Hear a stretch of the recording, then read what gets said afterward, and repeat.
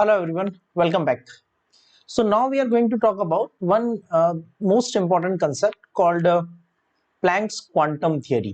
ठीक है, हमने अब तक लाइट की नेचर को स्टडी किया है and in the nature of light we have proposed that light is a electromagnetic radiation, right?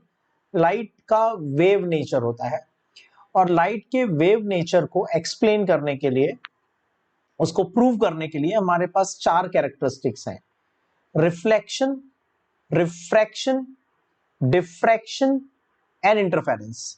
Reflection, refraction, diffraction and interference, ये प्रॉपर्टीज लाइट में भी है और ये प्रॉपर्टीज वेव में भी है। लेकिन इलेक्ट्रोमैग्नेटिक थ्योरी ऑफ रेडिएशन कुछ प्रॉपर्टीज को एक्सप्लेन नहीं कर सकता, लाइट की कुछ प्रॉपर्टीज को एक्सप्लेन नहीं कर सकता, जो हमने इलेक्ट्रोमैग्नेटिक थ्योरी की लिमिटेशन में भी डिस्कस की थी। One of them is a black body radiation and number two the photo electric effect. And दोनों ही प्रॉपर्टीज को समझने के लिए एक बहुत शॉर्ट मैं आपको बोल देता हूं क्या एक्सप्लेन नहीं कर पाता। अगर मैं कहता हूं आपसे कि electromagnetic theory could not explain black body radiation and photo electric effect, what does it mean? ठीक है, इसका सिंपल मतलब यह है कि जो इलेक्ट्रोमैग्नेटिक थ्योरी ऑफ रेडिएशन है वो बेसिकली आपको ये नहीं बता सकती कि वेवलेंथ यानी कलर ऑफ लाइट, जो लाइट का कलर होता है वो उसकी वेवलेंथ पर डिपेंड करता है। तो वेवलेंथ ऑफ लाइट और एनर्जी ऑफ लाइट या एनर्जी ऑफ इलेक्ट्रोमैग्नेटिक रेडिएशन में क्या रिलेशन है? How the energy of the radiation is related with its wavelength, that relation could not be established। ये सीधी सीधा एक लॉजिक है। अगर हम सिंपल वर्ड्स में ये कहते हैं कि इलेक्ट्रोमैग्नेटिक थ्योरी ऑफ रेडिएशन का सबसे बड़ा ड्रॉबैक क्या था, तो वो बड़ा ड्रॉबैक सिंपल वर्ड्स में ये था, they could not relate energy with the colour of radiation और एनर्जी और वेवलेंथ ऑफ रेडिएशन। और अगर हम इसको प्रॉपर साइंटिफिक लैंग्वेज में कहेंगे तो हम कहेंगे electromagnetic theory of radiation can not explain black body radiation and photo electric effect, right? Both the topics we will discuss in the next section, black body radiation और photo electric effect. Well, to explain the black body radiation and to explain the photo electric effect, James Clerk Maxwell की electromagnetic theory के बाद max Planck ने एक unique idea दिया और उस unique idea को हम कहते हैं प्लैंक्स क्वांटम थ्योरी। इनका यह कहना है कि जो किसी भी बॉडी से, ऑब्जेक्ट से लाइट या इलेक्ट्रोमैग्नेटिक रेडिएशन एमिट होते हैं, वो इलेक्ट्रोमैग्नेटिक रेडिएशंस या वो जो एनर्जी एमिट होती है वो एनर्जी स्मॉल स्मॉल पैकेट और बंडल के फॉर्म में होती है। इसका मतलब ये हुआ कि अगर आपके पास कोई भी लाइट सोर्स है, any light source, let's say sunlight, तो वहां से जो रेडिएशंस आ रही हैं, जो इलेक्ट्रोमैग्नेटिक रेडिएशंस आ रही हैं, वो छोटे छोटे पैकेट और बंडल्स में आ रही हैं, मासलेस पैकेट और bundle of energy, and that packet और bundle of energy is called quanta, right? तो this is called Planck's quantum theory, right? चलो एक बार हम थोड़ा क्वांटम के बारे में बात कर लेते हैं, राइट? What is quantum? या कोई भी प्रॉपर्टी को हम क्वांटाइज्ड प्रॉपर्टी कब बोलते हैं? ठीक है, तो देखो, if you go to the market and you say, like आप अपने शॉपकीपर से बोलो कि मुझे मैच बॉक्स चाहिए, तो can you buy one match stick from the market? No, you can buy only a box, right? तो इसका मतलब जो मैच स्टिक्स मार्केट में मिल रही हैं वो क्वांटाइज्ड हैं, वो एक पर्टिकुलर पैकेट और एक पर्टिकुलर बंडल में आती हैं। सपोज एक मैच बॉक्स के अंदर 40 मैच स्टिक्स होती हैं, तो आप मार्केट से क्या परचेस करके लाओगे? आप मार्केट से परचेस करके लाओगे या तो 50 मैच स्टिक्स या फिर 100 मैच स्टिक्स या फिर 200 match sticks in the multiple of 50, in other words. तो इसका मतलब जो मिनिमम पैकेट है मैच बॉक्स मैच स्टिक्स का मिनिमम पैकेट क्या है? Match box. तो हम कहेंगे match sticks are quantised property. और बेटर एग्जांपल लेते हैं, राइट? आप एक डेयरी पे जाते हैं और वहां पे उनसे बोलते हैं कि आप मुझे अमूल मिल्क का पैकेट दे दो, राइट? अब आप अमूल मिल्क लेने गए हैं तो वो आपको क्या प्रोवाइड करेगा? उनके पैकेट, सपोज मिल्क के पैकेट 500 ml के हैं, उनके जो मिल्क के पैकेट है वो 500 ml के पैकेट्स हैं। तो what you can buy is 500 ml milk, half litre और 1 लीटर और 1.5 लीटर और 2 litre. Can you buy 600 ml milk और 20 ml मिल्क और for say anything beyond the multiple of 500? क्या आप बाय कर सकते हो? नहीं कर सकते, क्योंकि वो एक पैकेट में आता है। जो मिल्क है, तो अमूल का या किसी डेयरी का जो मिल्क आ रहा है वो एक पैकेट और एक बंडल में आ रहा है, और आप जो भी एक्सचेंज करोगे, जितना भी बाय करोगे, वो उस पैकेट के मल्टीपल में होगा। तो उस पैकेट को हम कहेंगे क्वांटम, राइट? तो जो अमूल मिल्क है वो भी एक क्वांटाइज्ड प्रॉपर्टी है। One more example, like what is the currency we have physical form में? मिनिमम करेंसी हमारे पास कितनी है टुडे? 1 रुपी का कॉइन, उससे कम तो हमारे पास नहीं है, ठीक है? तो इसका मतलब फिजिकल एक्सचेंज ऑफ करेंसी में अगर आपको किसी को कुछ पे करना है, या कोई आपको पे कर रहा है, या आप जो चेंज एक्सचेंज कर रहे हो, वो कितना हो सकता है? 1 रुपी और 2 रुपी और 3 रुपी और 4 रुपी और 5 rupee in the multiple of 1। Is it possible for you to give someone 1 rupee 10 पैसा नाउ? नो, बिकॉज 10 पैसा या उसका कोई कॉइन हमारे पास अवेलेबल नहीं है। तो अभी फिजिकल फॉर्म में हमारी करेंसी का क्वांटा क्या है? फिजिकल फॉर्म में हमारी करेंसी का क्वांटा है 1 रुपी। उस 1 रुपी के मल्टीपल में ही हम एक्सचेंज कर सकते हैं। तो हमारी करेंसी क्या हुई? क्वांटाइज्ड। अमूल मिल्क क्या हुआ? Quantized, right? और for that sense match sticks क्या हुई? वो भी बॉक्स में आती है, राइट? तो वो क्या हुई? Quantized property, right? तो वेल अभी हमने समझ लिया meaning of the quantized, quanta क्या होता है, ठीक है? और भी इसके हम छोटे मोटे एग्जांपल ले सकते हैं, right? There can be many many examples of it. Well, एक बात समझ में आ गई कि क्वांटम का मतलब है किसी भी प्रॉपर्टी का, किसी भी क्वांटिटी का, किसी भी फिजिकल क्वांटिटी का एक मिनिमम पॉसिबल पैकेट और बंडल, राइट? किसी भी फिजिकल क्वांटिटी का मिनिमम पॉसिबल पैकेट और बंडल जो होता है, हम उसको बोलते हैं क्वांटम। मैक्स प्लैंक ने कहा लाइट का भी क्वांटम होता है, एनर्जी का भी क्वांटम होता है, इलेक्ट्रोमैग्नेटिक रेडिएशंस का भी क्वांटम होता है। इसका मतलब जब किसी बॉडी को आप हीट करते हो और उसमें से इलेक्ट्रोमैग्नेटिक रेडिएशंस निकलती हैं, तो वो छोटे छोटे पैकेट और बंडल की फॉर्म में निकलती है। और वो जो छोटा छोटा पैकेट और बंडल होता है, उस पैकेट को हम बोलते हैं क्वांटम। सपोज उस क्वांटम की एनर्जी है एक्स जूल, जो पैकेट और बंडल रिलीज हो रहा है उसकी एनर्जी है एक्स जूल। तो कितनी एनर्जी एक्सचेंज हो सकती है? X joule, 2x joule, 3x joule, 4x joule, 5x joule, 6x joule. जो भी एनर्जी एक्सचेंज होगी वो उस x के मल्टीपल में होगी, क्योंकि x is the quanta of the energy, right? तो यहां से हम स्टार्ट करते हैं इलेक्ट्रोमैग्नेटिक थियरी ऑफ रेडिएशन का continuation part, which is Planck's quantum theory. Max Planck says any object or a body does not emit or absorb energy continuously. Energy is emitted or absorbed in the form of small packet or bundle of energy called quantum. Right? So let's start with the Planck's quantum theory.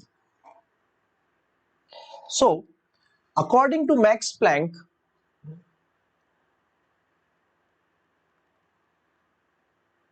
according to Max Planck, Max Planck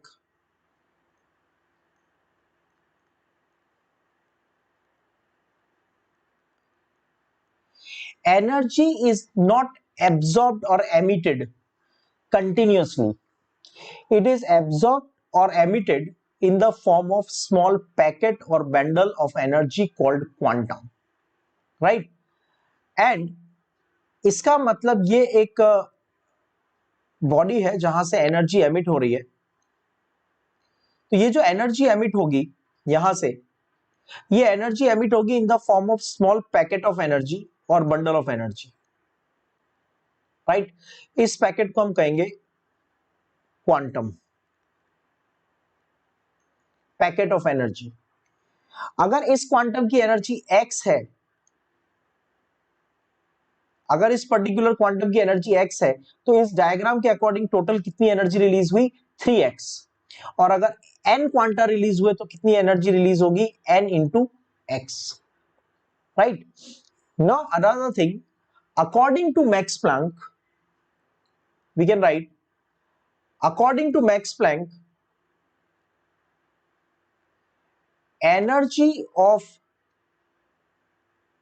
quantum, that is packet of energy, is directly proportional to the frequency of radiation. So what we are trying to say here, ये एक body है, ये एक particle है जो oscillate कर रहा है। जब कोई चार्ज पार्टिकल ऑसिलेट करेगा तो वो इलेक्ट्रोमैग्नेटिक रेडिएशन एमिट करेगा। तो ये इलेक्ट्रोमैग्नेटिक रेडिएशन जो एमिट होगी ये पैकेट और बंडल के फॉर्म में होगी। तो ये जो ऑसिलेशन का फ्रीक्वेंसी है, एक सेकंड में ये जितने ऑसिलेशन करता है, that is frequency. Number of oscillation पर सेकंड इज कॉल्ड फ्रीक्वेंसी। तो ये जितने ज्यादा फास्ट ऑसिलेशन करेगा, जितना ज्यादा फास्ट ऑसिलेशन करेगा, उतनी ज्यादा एनर्जी का एक पैकेट रिलीज होगा। अगर ये स्लो ऑसिलेशन करेगा तो कम एनर्जी वाला पैकेट रिलीज होगा, और अगर ये फास्ट ऑसिलेशन करेगा तो ज्यादा एनर्जी वाला पैकेट रिलीज होगा। तो जो भी इस पैकेट की एनर्जी है, इस पैकेट की जो एनर्जी है वो इस पार्टिकल के ऑसिलेशन के डायरेक्टली प्रोपोर्शनल होगी, राइट? और उसकी वैल्यू कितनी होगी? मैक्स प्लैंक ने कहा energy of the quantum, energy of the quantum is equal to Planck's constant into frequency. Here H is equal to Planck's constant, Planck's constant, और Planck's constant की value होती है 6.626 into 10 raised to the power minus 34 joule second. Or we can write H is equal to 6.626 into 10 raised to the power minus 34, sorry, 10 raised to the power minus 27 erg second. Okay, so we can say according to Max Planck, energy is emitted or absorbed in the form of, you can write down the statement, according to Max Planck, energy is absorbed or emitted in the form of small packet or bundle of energy, which is called quantum. Energy of quantum is directly proportional to the frequency. So we can write energy is equal to h into nu. Energy is equal to h into nu. H is the Planck's constant, right? So we can write energy of one quanta, energy of one quantum is proportional to the frequency of radiation,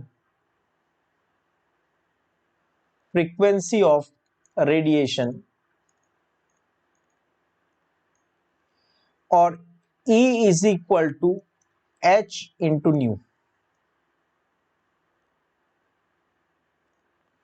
right? This is energy of one quantum,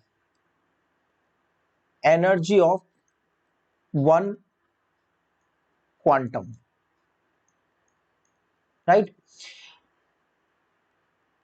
We know that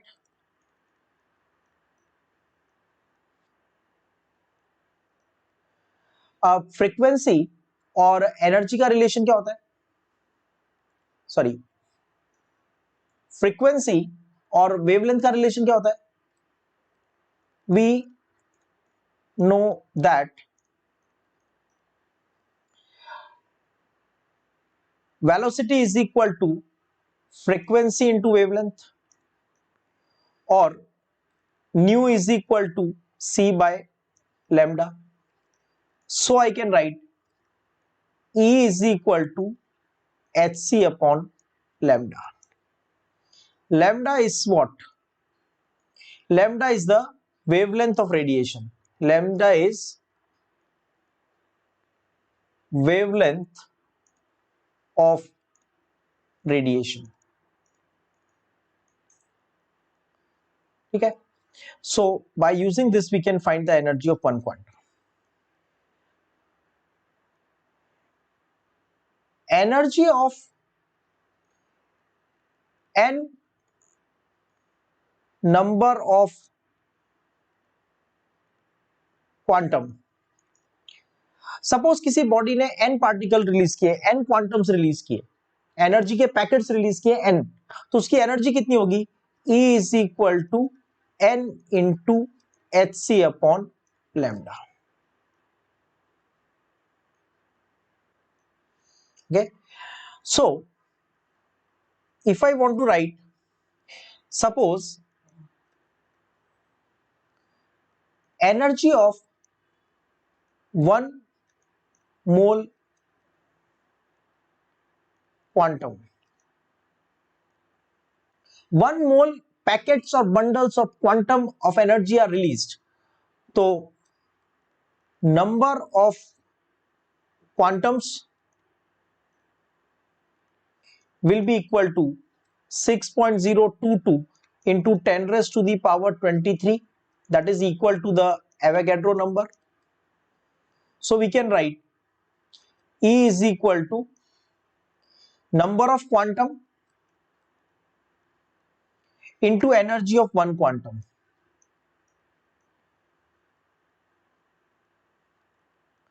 तो 1 मोल quantum की जो energy होती है वो होती है Na into hc upon lambda. Another important thing, Einstein proposed that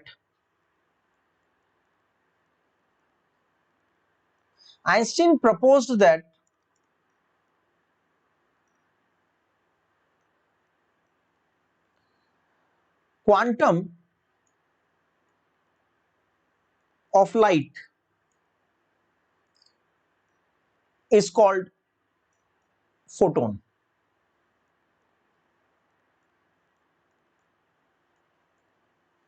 quantum of light जो होता है उसको पैकेट बोल दिया, उस पैकेट को बोल दिया फोटोन. बेसिकली आइडिया क्या है? लाइट भी एक इलेक्ट्रोमैग्नेटिक रेडिएशन है, और किसी भी इलेक्ट्रोमैग्नेटिक रेडिएशन को जब कोई बॉडी एमिट करता है, किसी भी इलेक्ट्रोमैग्नेटिक रेडिएशन को जब कोई बॉडी एमिट करती है या एब्जॉर्ब करती है, तो वो किसी पैकेट और बंडल के फॉर्म में होता है. उस पैकेट और बंडल को हम बोलते हैं क्वांटम. लाइट क्योंकि हमारे लिए इंपॉर्टेंट है, क्योंकि लाइट ही एक ऐसी इलेक्ट्रोमैग्नेटिक रेडिएशन है जिसको हम देख सकते हैं. बाकी की इलेक्ट्रोमैग्नेटिक रेडिएशंस को हम नहीं देख सकते, जैसे TV waves, mobile waves, microwaves, radio waves, और अल्ट्रावायलेट रेज, और एक्स रेज, और गामा रेज. ये सब ऐसी इलेक्ट्रोमैग्नेटिक रेडिएशंस हैं जिनको हम नहीं देख सकते. लाइट एक स्पेशल इलेक्ट्रोमैग्नेटिक रेडिएशन है जिसको हम देख सकते हैं. इसलिए आइंस्टाइन ने ऐसी इलेक्ट्रोमैग्नेटिक रेडिएशंस जिन्हें हम देख सकते हैं, ऐसी इलेक्ट्रोमैग्नेटिक रेडिएशन जिन्हें हम देख सकते हैं उन्हें कहा quantum of light is called photon, right. So एक आइंस्टाइन के इस प्रपोजल के बाद हमने एक यूनिट बनाया, वन आइंस्टीन।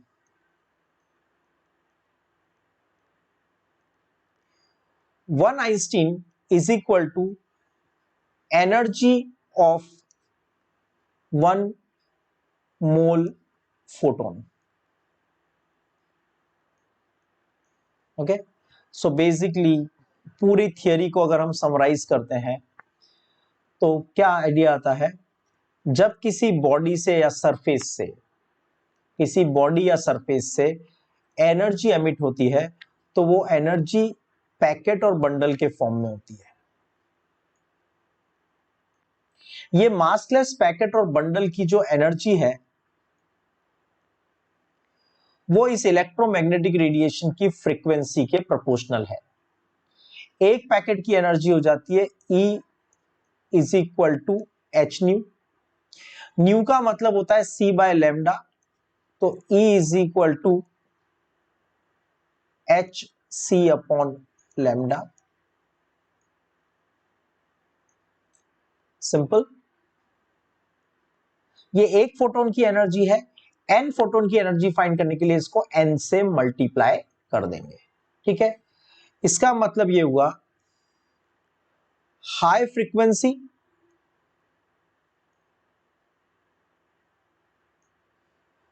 और लो वेवलेंथ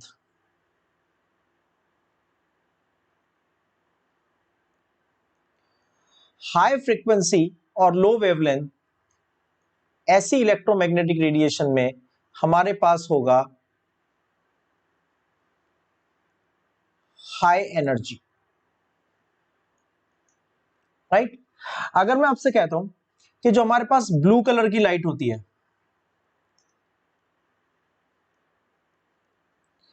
इसकी वेवलेंथ होती है अप्रोक्सीमेटली 3800 एंगस्ट्रॉम, और जो रेड कलर की लाइट होती है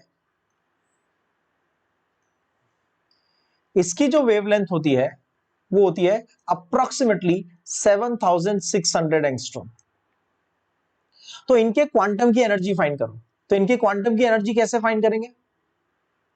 E is equal to h का value 6.626 into 10 raise to the power -34।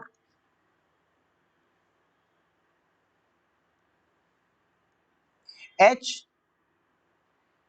सी का value 3 into 10 raise to the power 8 metre per second upon lambda 3800 angstrom. Angstrom का मतलब 10 raise to the power -10 metre, right.